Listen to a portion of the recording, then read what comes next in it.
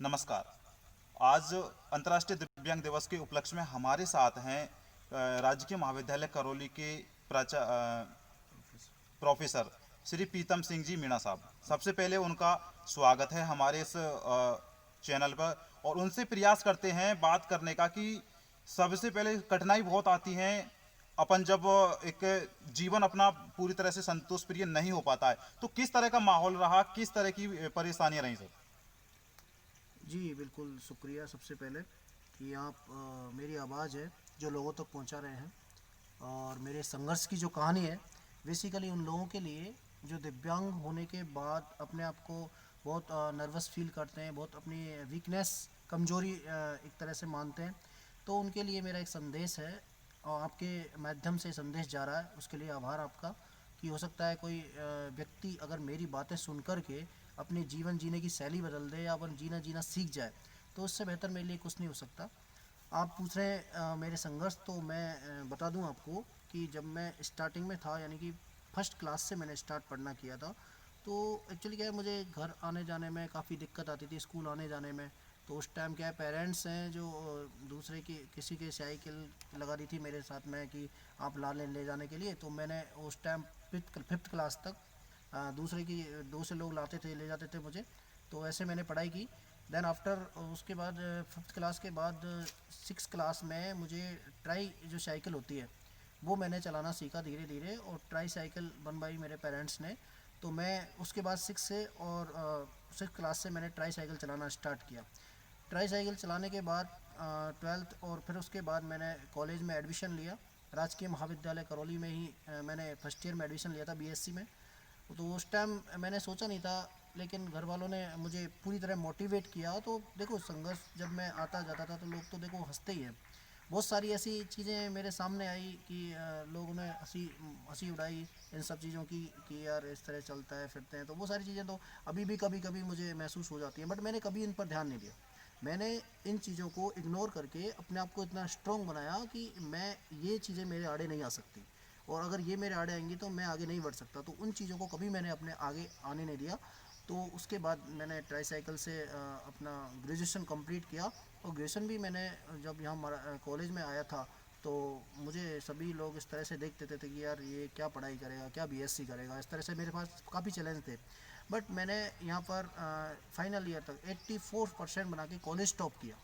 ये राजकीय महाविद्यालय करौली टॉप किया। उसके बाद यूनिवर्सिटी में भी मेरी टॉप 10 में पोजीशन थी, कोटा यूनिवर्सिटी में। और फिर उसके बाद सभी ने कहा कि मतलब मेरे पेरेंट्स थे, सभी खुश हुए कि यार हाँ वाकई जो हमने सपना देखा था वो उन्होंने पूरा किया। देन आफ्टर मैंने जब एमएससी की, तो एमएससी में भी मैंने ओवरऑल यूनिवर्सिटी में सेकंड पोजीशन पे रहा मैं यूनिवर्सिटी में। और कॉलेज में मैं टॉपर रहा था। तो उसके बाद मुझे चांसलर अवार्ड मिला, श्रीमती प्रतिभा पाटिल थी चांसलर उस टाइम, मुझे चांसलर अवार्ड भी दिया गया। ऐसे बहुत सारे अवार्ड्स, मुझे काफ़ी सारे अवार्ड्स मिले। डिस्ट्रिक्ट डीएम के द्वारा मुझे सम्मानित किया गया, डीएम साहब के द्वारा। देन एजुकेशन मिनिस्टर थे हमारे, ऑनरेबल एजुकेशन मिनिस्टर, उनके द्वारा भी मुझे सम्मानित किया गया। तो उसके बाद मैंने कभी पीछे मुड़ के नहीं देखा। उसके बाद एमएससी के बाद मैंने नेट क्वालिफाइड किया, नेट जेआरएफ किया। देन गेट का एग्ज़ाम मैंने क्लियर किया। गेट के थ्रू मेरे आईआईटी बॉम्बे में मेरा सिलेक्शन हुआ एमटेक के लिए।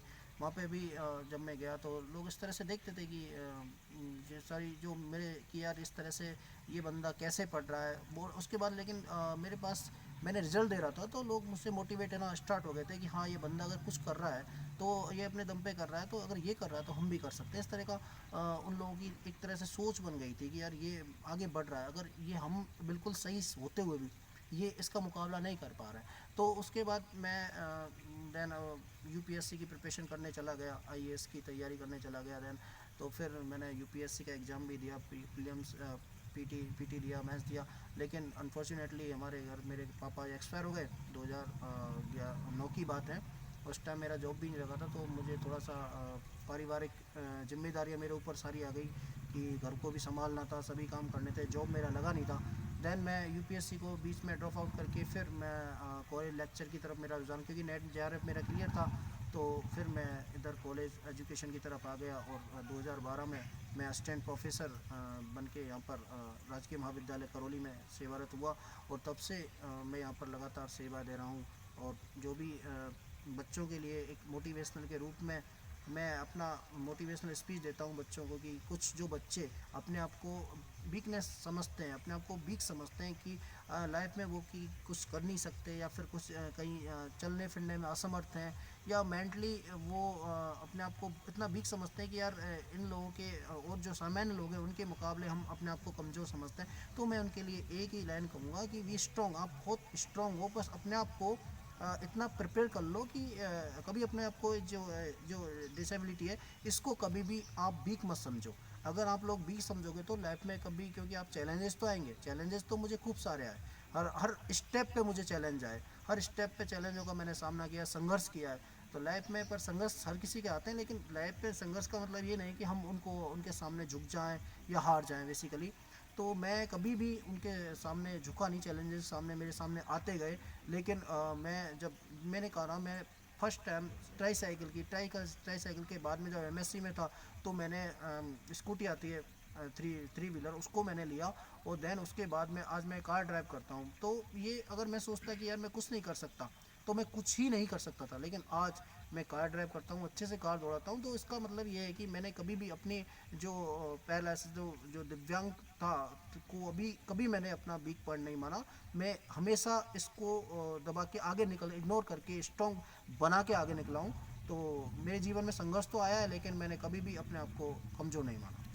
सर आप जब शिक्षाएं ले रहे थे, कॉलेज शिक्षा जब चल रही थी, उस समय समस्याएं आई थी, तो आपको जो मार्गदर्शक या मार्गदर्शन किया आपका या सपोर्ट किया, वो परिवार के साथ साथ समाज में भी, या फिर जो शिक्षक थे उनका किस तरह से सपोर्ट रहा, क्योंकि आपने बहुत स्ट्रगल किया लाइफ।